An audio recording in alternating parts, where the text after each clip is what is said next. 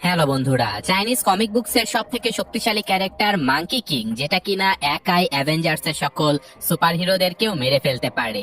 তো সেই monkey king এর মজার সব কাহিনী নিয়ে তৈরি একটা গল্প নিয়ে আজকে আপনাদের মাঝে হাজির হলাম। তো চলুন বেশি কথা না বাড়িয়ে সরাসরি গল্পে চলে যাওয়া যাক। গল্পের শুরুতে আমাদের জানানো হয় যে হাজার হাজার বছর ধরে গৌতম বুদ্ধা সম্পূর্ণ দুনিয়ার দেখভাল করছিল, আর দুনিয়াতে থাকা অমর দেবতারা স্বর্গে বসবাস করত এবং নরকের রাক্ষসেরা পৃথিবীতে বিচরণ করত। তাদের মধ্যে কয়েকটা রাক্ষস মাটির উপরে রাজত্ব করত, আর একটা ড্রাগন রাজত্ব করত সমুদ্রে। কিন্তু এইসব কিছুর মধ্যে একটা পাথরের মধ্যে থেকে হঠাৎ করেই একদিন জন্ম নেয় ভয়ঙ্কর শক্তিশালী একটা জন্তু, আর এই জন্তুটাই ছিল ছোট্ট একটা মাংকি। এই বাদরটা জন্মের পর পরে তার চোখের লেজারের মাধ্যমে রীতিমতো স্বর্গকেও কাঁপিয়ে দিয়েছিল। স্বর্গে থাকা অমর জীবজন্তুদের রাজা ইয়ং মাংকির এমন আচরণ দেখে প্রচন্ড রেগে যায়। তিনি সাথে সাথে মাংকিকে ধ্বংস করে দিতে চাচ্ছিল, কিন্তু তখনই বুদ্ধা এসে ইয়ংকে জানায় যে না, মাংকিকে বেঁচে থাকতে হবে। সে একটা উদ্দেশ্য নিয়ে জন্মগ্রহণ করেছে, আর কোনো কাজেই মাংকিকে তোমরা হস্তক্ষেপ করতে পারবে না। বুদ্ধার এই কথা শুনে ইয়ং শান্ত হয়ে যায়, এবং এদিকে মাংকি পাথরের ভেতর থেকে বেরিয়ে একটা পাহাড়ের উপরে বেশ কয়েকটা বানরকে দেখতে পেয়ে তাদের কাছে ছুটে চলে যায়। সে সেই বানরগুলোকে নিজের পরিবার আত্মীয় স্বজন মনে করতে থাকে, কিন্তু সেখানকার বানরগুলো কেউই মাংকিকে নিজেদের কাছে রাখতে চাচ্ছিল না। আর তাছাড়াও মাংকি এতটাই দুষ্ট ছিল যে সে কোনো নিয়ম নীতি মানতে চাচ্ছিল না, যেটা দেখে একজন বৃদ্ধ বানর মাংকিকে বুঝায় যে দেখো, নিয়ম নীতি ছাড়া কেবলমাত্র স্বর্গে থাকা অমর মানুষেরাই বাঁচতে পারে। পৃথিবীতে থাকা সবাইকে কোনো না কোনো নিয়ম মেনে চলতে হয়। এইসব কথা বলতে বলতে সেই বানরগুলোর উপরে একটা রাক্ষস এসে হামলা করে দেয় এবং একটা ছোট্ট বানরকে নিয়ে পালিয়ে চলে যায়। যেটা দেখে বৃদ্ধ বানরটা মাংকিকে বলতে থাকে যে তোমার জন্যই আমাদের একটা বাচ্চা হারিয়ে গেল, তুমি এখান থেকে চলে যাও। এটা বলে তারা সবাই মিলে নারকেল ছুঁড়ে মারতে মারতে মাংকিকে সেখান থেকে তাড়িয়ে দেয়। আর বাচ্চা মাংকি সবগুলো নারিকেল হাতে করে নিয়ে শপথ করে ফেলে যে সে এই রাক্ষসগুলোকে মেরে ফেলবে। তাই মাংকি একা একা প্রায় 20 বছর ধরে নারকেল দিয়ে প্র্যাকটিস করতে করতে এখন সে নিজেকে রাক্ষসগুলোকে মেরে ফেলার মতো যোগ্য মনে করেছিল। তাই আজকে যখন একটা রাক্ষস এসে আবারও একটা ছোট্ট বানরকে ধরতে যাচ্ছিল, তখনই মাংকি সেখানে এসে নারকেল দিয়ে তার উপরে হামলা করে দেয়। কিন্তু এত বছরের প্রশিক্ষণের পরেও তার এই হামলায় রাক্ষসের কিছুই হয় না, উল্টে রাক্ষসটা সেই বাচ্চা বাদরটাকে নিয়ে পালিয়ে চলে যায়। যেটা দেখে সেখানে থাকা বৃদ্ধ বাদরটা বলতে থাকে যে তুমি কখনোই রাক্ষসদের সাথে যুদ্ধ করে জিততে পারবে না, কিন্তু যদি তোমার কাছে কোনো হাতিয়ার থাকে তাহলে তুমি রাক্ষসকে মারতে পারো। আর পৃথিবীর সব থেকে শক্তিশালী হাতিয়ার রয়েছে ড্রাগন কিং এর কাছে সমুদ্রের নিচে। যে কথা শোনার সাথে সাথে মাংকি কিছু না ভেবেই সরাসরি সমুদ্রের মাঝে ঝাঁপিয়ে পড়ে। এদিকে সমুদ্রের মাঝে ড্রাগন কিং তার প্রজাদের উদ্দেশ্যে বলছিল যে আমার কাছে রয়েছে পৃথিবীর সব থেকে শক্তিশালী হাতিয়ার, যেটার মাধ্যমে আমি খুব শীঘ্রই পৃথিবীতে ভয়ঙ্কর সুনামির সৃষ্টি করব এবং পুরো পৃথিবীতে রাজত্ব করব। কিন্তু তখনই সেখানে মাংকি চলে আসলে সে দেখতে পায় যে এই লাঠিটা তার সাথে রীতিমতো কথাও বলতে পারছিল। লাঠিটা তাকে বলে যে আমি 5000 বছর ধরে সব থেকে শক্তিশালী জীবের জন্য অপেক্ষা করছিলাম। আর মাংকি বলে যে আমি নিজেও সব থেকে শক্তিশালী একটা হাতিয়ারের খোঁজ করছিলাম, তোমার আর আমার ছুটি তো একদম সবকিছু ফাটিয়ে দেবে। এটা বলে মাংকি লাঠিটায় হাত দেবার সাথে সাথে সেই বিশাল লাঠিটা ছোট হয়ে মাংকির হাতে চলে আসে। ড্রাগন কিং কিছু বুঝে ওঠার আগে মাংকি লাঠিটা নিয়ে সমুদ্র থেকে পালিয়ে চলে যায়। আর এদিকে নিজের লাঠি হারিয়ে ড্রাগন কিং সরাসরি স্বর্গের রাজার কাছে বিচার দিতে থাকে এবং বলতে থাকে যে মাংকির কাছ থেকে যেভাবেই হোক আমার লাঠি আমাকে ফিরিয়ে দিন। কিন্তু রাজা তাকে জানায় যে বুদ্ধা আমাকে এই বানরের ব্যাপারে নাক গলাতে নিষেধ করে দিয়েছে, তুমি যা ইচ্ছে তা করো, আমি এসবের মাঝে কিছুই করতে পারবো না। যাই হোক, ততক্ষণে মাংকি তার হাতিয়ারটা নিয়ে সরাসরি সেই ছোট্ট বাদরটাকে বাঁচানোর জন্য রাক্ষসের গুহার ভেতরে গিয়ে তার উপরে হামলা করে দেয়। কোনো কিছু করার আগে সেই লাঠিটা নিজে থেকে রাক্ষসের উপরে এলোপাথারি হামলা করতে শুরু করে দেয়, এবং সেই লাঠির সাহায্যে মাংকি খুব সহজে রাক্ষসটাকে হারিয়ে ছোট্ট বাচ্চাটাকে আবারও জঙ্গলের ভেতরে ফিরিয়ে নিয়ে আসে। এটা দেখে জঙ্গলের ভেতরে থাকা সকল বাদরেরা মাংকিকেই তাদের রাজা হিসেবে মেনে নিয়েছিল, কিন্তু সব থেকে বৃদ্ধ বানরটা এসে বলে যে তুমি যত যাই করো এই হাতিয়ারের যোগ্য তুমি নাও, কারণ এই হাতিয়ারটা কেবল তাদেরই চালানো উচিত যারা স্বর্গে অমর হয়ে রয়েছে। এই কথা শুনে মাংকি বলতে থাকে যে কোনো সমস্যা নেই, আমি নিজেও তাহলে অমর হতে চাই। কিন্তু সেই বৃদ্ধ বানরটা তাকে বলে যে তুমি শুধুমাত্র একটা রাক্ষস মেরে স্বর্গের রাজার দৃষ্টি আকর্ষণ করতে পারবে না, এমন হাজারো রাক্ষস মেরে ফেলার পরে হতে পারে স্বর্গের রাজা তোমাকে অমরত্ব দান করে দেবে। এই কথা শোনার সাথে সাথে মাঙ্কি তার লাঠিটা নিয়ে প্রস্তুত হয়ে যায় রাক্ষসগুলোকে মেরে ফেলার জন্য, এবং সে এক এক করে প্রায় 99টা রাক্ষস মেরে ফেলে। এবং ফাইনালি 100টা রাক্ষস মারার জন্য মাঙ্কি একটা জনমানব শূন্য গ্রামে চলে যায়, যেখান থেকে নাকি কয়েকটা বাচ্চাকে একটা রাক্ষস কিডন্যাপ করে নিয়ে গেছে। তাই সে এই ঘরের ভেতরে গিয়ে গ্রামের লোকজনদেরকে বলতে থাকে যে তোমরা কোনো চিন্তা করো না, আমি রাক্ষসটাকে মেরে তোমাদের বাচ্চাদেরকে উদ্ধার করে নিয়ে আসবো। আর তখনই সেখানে অজানা লিনা নামের একজন মেয়ে চলে আসে, আর সেই মেয়েটা মাঙ্কির পক্ষ হয়ে গ্রামবাসীকে বোঝাতে থাকে যে রাক্ষস যতই শক্তিশালী হোক না কেন মাঙ্কি তাকে হারিয়ে দেবে, তোমরা কোনো চিন্তা করো না। মাঙ্কি এই মেয়েটার কথা শুনে অবাক হয়ে যায়, সে বলতে থাকে তুমি আবার কে? তো যাই হোক, মেয়েটার কথা শুনে গ্রামবাসী ভেবেছিল যে হতে পারে রাক্ষস মাঙ্কিকে খেয়ে ফেলবে আর তারপর তাদের সবার জীবন ভিক্ষা দিয়ে দেবে, নয়তো মাঙ্কি রাক্ষসটাকে হারিয়ে দেবে। অর্থাৎ দুই ক্ষেত্রে গ্রামবাসীরই লাভ। তাই তারা মাঙ্কির কাছে অনুরোধ করতে থাকে যেন সে রাক্ষসটাকে মেরে ফেলে। তো যথারীতি পরদিন সকালবেলা মাঙ্কি রাক্ষসের সামনে গিয়ে সেখান থেকে ছোট্ট একটা বাচ্চাকে মেরে দূরে সরিয়ে দেয়। এটা দেখে লিনা অবাক হয়ে যায়, সে বলে তুমি করলেটা কি? বাচ্চাটাকে উড়িয়ে দিলে? মাঙ্কি বলে যে আরে ওই বাচ্চাটাই ছিল রাক্ষস। কিছুক্ষণের মধ্যে সেই বাচ্চাটা নিজের রূপ পরিবর্তন করে রাক্ষসের মতো হয়ে মাঙ্কির উপরে হামলা করে দেয়। তাদের দুজনের মাঝে ভয়ঙ্কর মারামারি শুরু হয়ে যায়। আর মারামারি করতে গিয়ে মাঙ্কি যে গ্রামটাকে বাঁচানোর জন্য এসেছিল সে এই গ্রামটাকে প্রায় ধ্বংস করে ফেলে। কিন্তু ফাইনালি মাঙ্কি তার লাঠির সাহায্যে খুব সহজেই সে রাক্ষসটাকে হারিয়ে দিতে সক্ষম হয়, এবং এরপর মাঙ্কির নাম হয়ে যায় মাঙ্কি কিং। আর এখন লিনা নামের সেই মেয়েটা মাঙ্কিকে বলতে থাকে যে তুমি আমাকে নিজের পার্সোনাল অ্যাসিস্ট্যান্টের মতো সাথে রেখে দাও, আমি তোমাকে অনেক সাহায্য করতে পারবো। কিন্তু মাঙ্কি বলে যে কোনো দরকার নেই, আমি একাই ওয়ান ম্যান আর্মি। তো যাই হোক, এসব কিছু শেষ হলে সেদিন রাতে গ্রামবাসী সবাই মাঙ্কিকে বিভিন্ন উপহার দিয়ে তাকে সম্মান দিয়ে অভ্যর্থনা জানাতে থাকে। কিন্তু তখনই সেখানে ড্রাগন কিং তার দুজন সহকারীকে নিয়ে মাঙ্কির কাছ থেকে লাঠিটা চুরি করার জন্য চলে আসে। মাঙ্কি কিং যখন ড্রাগন কিং এর সাথে কথা বলছিল তখনই ড্রাগনের দুজন সহকারী স্টেজের নিচ দিয়ে গিয়ে সেই লাঠিটা চুরি করে নিয়ে পালিয়ে যেতে থাকে। কিন্তু একদম শেষ মুহূর্তে মাঙ্কি এটা দেখে ফেলে, যার কারণে সে দৌড়াতে দৌড়াতে সেই লাঠিটা ধরেও ফেলে। আর মাঙ্কি ড্রাগন এবং তার সহকারীদেরকে শাস্তি দেবার জন্য সবাইকে মারতে মারতে আবারও পাহাড়ের উপর থেকে নদীতে ফেলে দেয়। এদিকে পরদিন সকালে 100টা রাক্ষস মারার পরেও মাঙ্কিকে যখন স্বর্গ থেকে কোনো নোটিশ পাঠানো হয়নি তখন সে হতাশ হয়ে চিন্তা করতে থাকে যে অমর কিভাবে হওয়া যায়।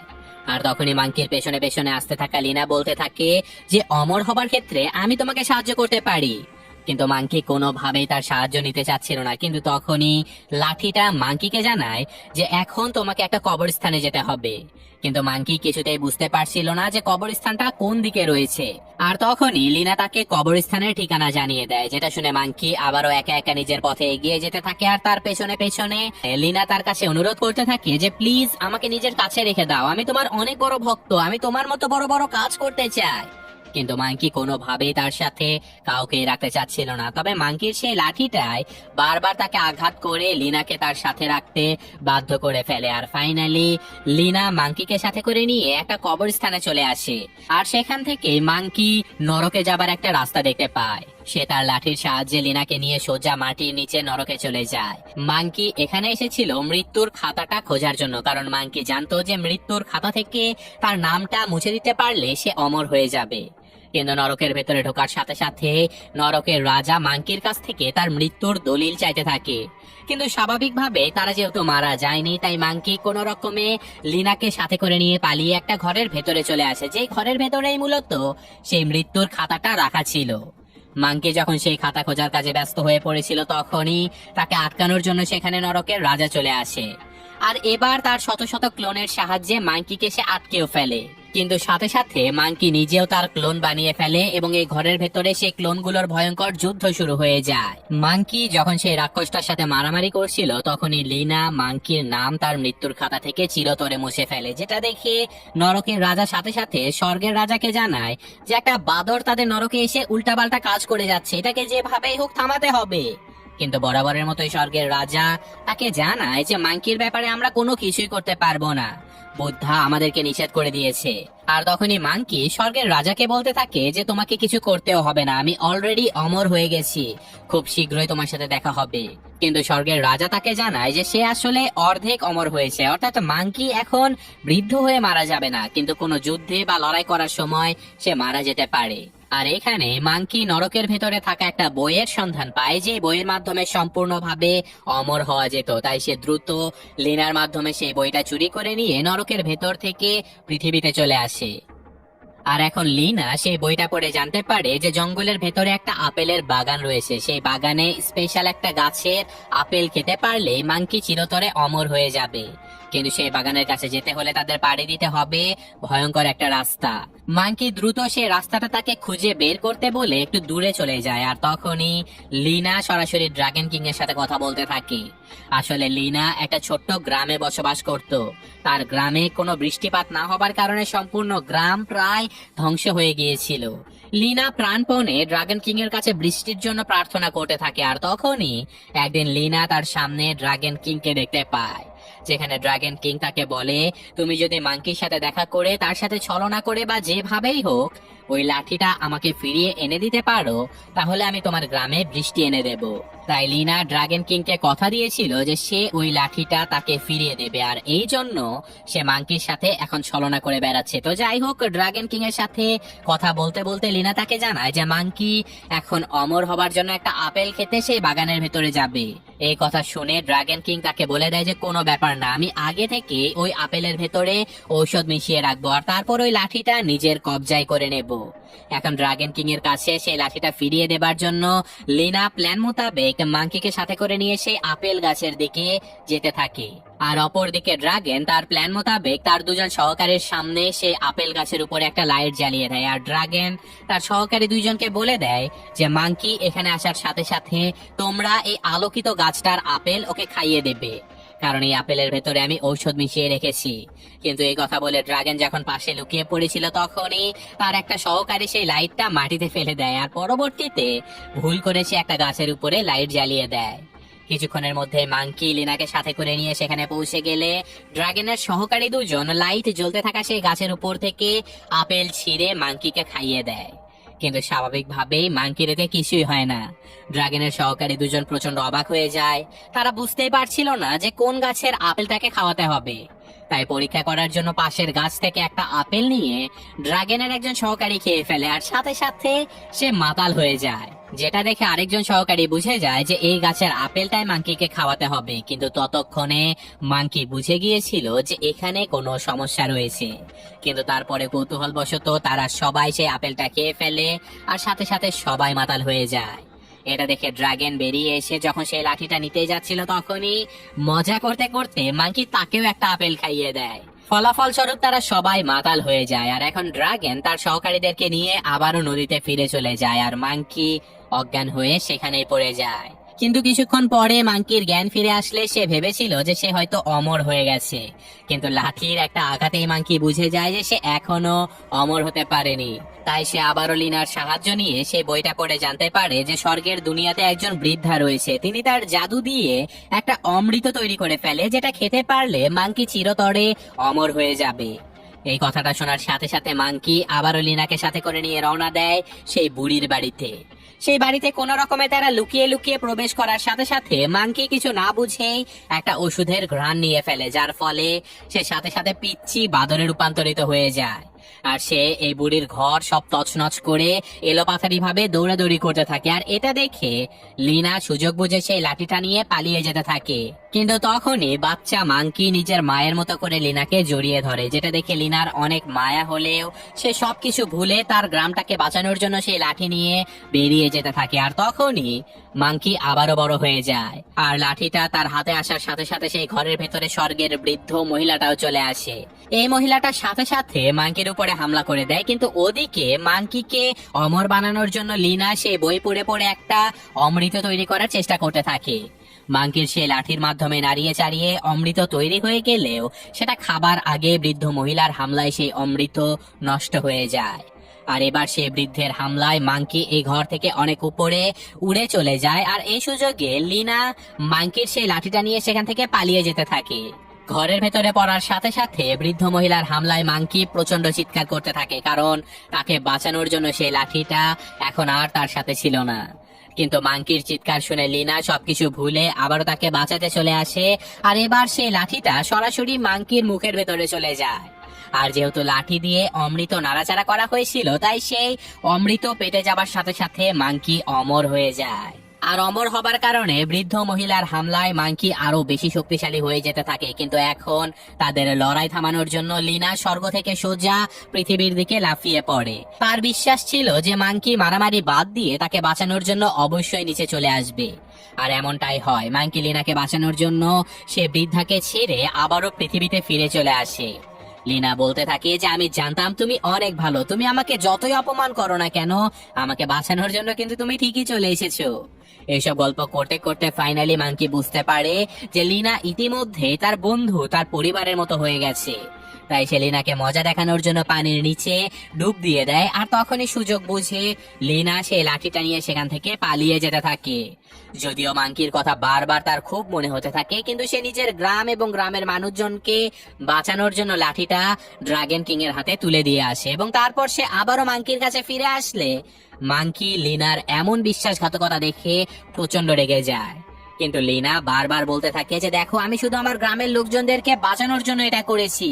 কিন্তু তখনই সেখানে ড্রাগন কিং এর প্রতিচ্ছবি ভেসে ওঠে, আর সে তাকে জানায় যে এই লাঠিটার মাধ্যমে এখন সে পুরো পৃথিবীতে ভয়ঙ্কর সুনামি নিয়ে আসবে এবং সম্পূর্ণ পৃথিবীর উপরে রাজত্ব করবে।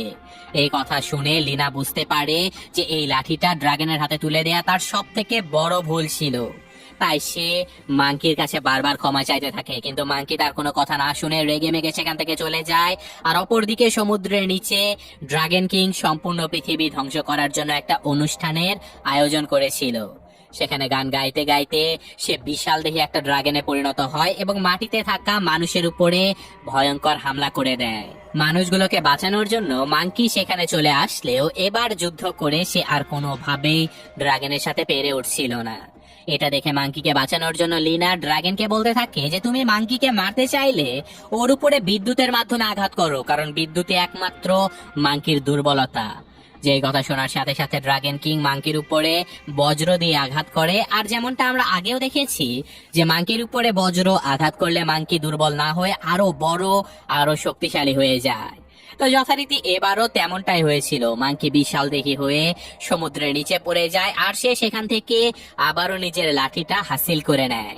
ভয়ঙ্কর শক্তিশালী মাঙ্কি মুহূর্তের মধ্যে ড্রাগন কিংকে হারিয়ে দিয়ে তাকে রীতিমতো একটা টিকটিকির মতো তৈরি করে ফেলে এবং এখন সে স্বর্গের দেবতাদের সাথে লড়াই করে সম্পূর্ণ স্বর্গের রাজা হতে যাচ্ছিল। যেটা দেখে স্বর্গের রাজা এবার মাঙ্কিকে আটকানোর জন্য স্বর্গ থেকে 3 জন রাক্ষসকে নিচে পাঠিয়ে দেয়, কিন্তু মাঙ্কি মুহূর্তের মধ্যেই তাদেরকেও মেরে আবারও স্বর্গে পাঠিয়ে দেয়। লিনা মাঙ্কিকে থামানোর অনেক চেষ্টা করে, কিন্তু এখন মাঙ্কি ক্ষমতার লোভে রীতিমতো পাগল হয়ে গিয়েছিল। সে সবকিছু ধ্বংস করে দিতে চাচ্ছিল। আর তখনই মাঙ্কিকে থামানোর জন্য তার সামনে হাজির হয় গৌতম বুদ্ধা। বুদ্ধা বুঝতে পারে যে ছোট্ট এই মেয়েটাই পারবে মাঙ্কিকে থামিয়ে দিতে, তাই সে তার ভেতরে লিনাকে অবস্থান করিয়ে মাঙ্কিকে হাতে নিয়ে তাকে একটা পরীক্ষা দিতে বলে। পরীক্ষাটা হলো মাঙ্কিকে উড়তে উড়তে বুদ্ধার হাতের ভেতর থেকে বাইরে যেতে হবে। যদি সে যেতে পারে তাহলে বুদ্ধা মাঙ্কিকে স্বর্গের রাজা করে দেবে। মাঙ্কি হাসতে হাসতে বলে, যার এটা তো অনেক সহজ কাজ। সেটা বলে সে তার লাঠির মাধ্যমে উড়তে উড়তে মহাবিশ্বের সকল গ্রহ, নক্ষত্র, গ্যালাক্সি পেরিয়ে একদম মহাবিশ্বের শেষ প্রান্তে চলে যায়। সেখানে মাঙ্কি একটা চিহ্ন আঁকিয়ে দিয়ে আবারও বুদ্ধার কাছে ফিরে আসলে সে দেখতে পায় যে মহাবিশ্বের শেষ প্রান্তটাও ছিল বুদ্ধার হাতের মুঠোর মধ্যে।